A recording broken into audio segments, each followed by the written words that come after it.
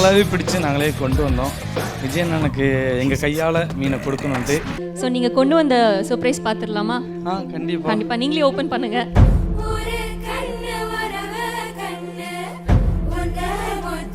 விஜயண்ணனுக்காக ஃப்ரெஷ்ஷாக நாங்கள் தூண்டியில் பிடிச்சிட்டு வந்த மீனை தான் கொண்டு வந்திருக்கோம்.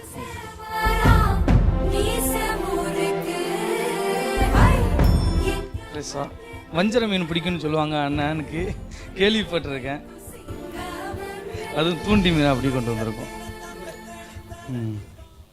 எங்களுக்காக எங்கள் சமுதாயத்துக்காக ஒன்றே ஒன்று நாங்கள் கேட்டுக்கிறோம், அண்ணனுக்கு இந்த மீனால் பொரித்து குழம்பு வச்சோ கொடுக்கணும்.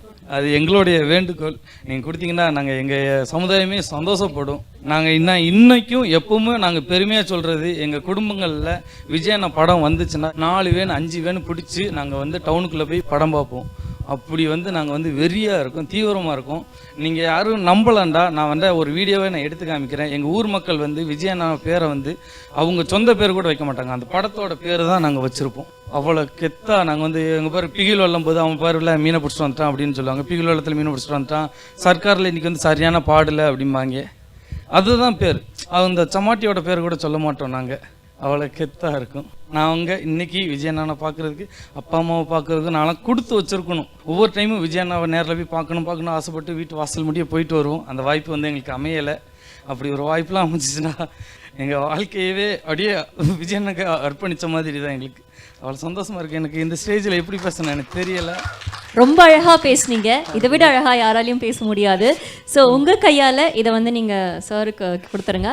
கண்டிப்பாக இது வீட்டுக்கு போகும். இது குழம்பாகி அண்ணன் சாப்பிட்டு அவங்க சொல்லுவாங்க உங்ககிட்ட.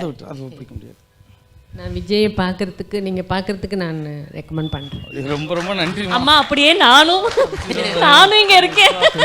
கண்டிப்பாக எனக்கு கொஞ்சம் ஒரே ஒரு இதாக இருந்துச்சு, அப்பா கையில் நாங்கள் மீனை கொடுக்கோம், நீங்கள் வாங்குவீங்களா இல்லையாண்டு ஒரு கூச்சமாக இருந்துச்சு. ஆனால் நீங்கள் இதை கையில் வாங்கிட்டீங்க பார்த்தீங்களா, அப்பவுமே என்ன சொல்லணும்னு தெரியல. நீங்கள் எங்கள் மேலே எவ்வளோ ஆசை, எவ்வளோ பாசம் இருக்கீங்க, இவ்வளோ அன்பாக என் பிள்ளை மேலே இவ்வளோ உயிரை வச்சுக்கிட்டு கொண்டாந்துருக்குறீங்க. அதை நான் வாங்கலைன்னா நான் மனுஷன் இல்லை இல்லையா?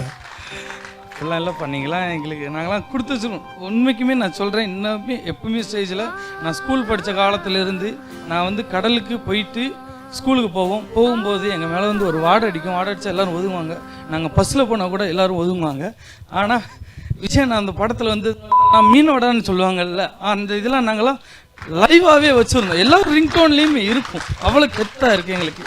என்ன அடுத்து விஜயன் படம் நடிக்க மாட்டேன்னு சொல்லிட்டாங்க. ஆனால் அரசியலில் கண்டிப்பாக எங்கள் மீனவர்களுக்கு ரொம்ப கோரிக்கைகள் இருக்குது.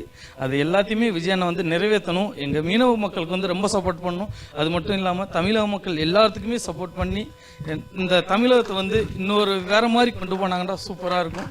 முக்கியமாக எங்கள் மக்களை ஒரு பார்வை பார்த்துட்டாங்களே போதும், எனக்கு ரொம்ப சந்தோஷமாக இருக்கும்.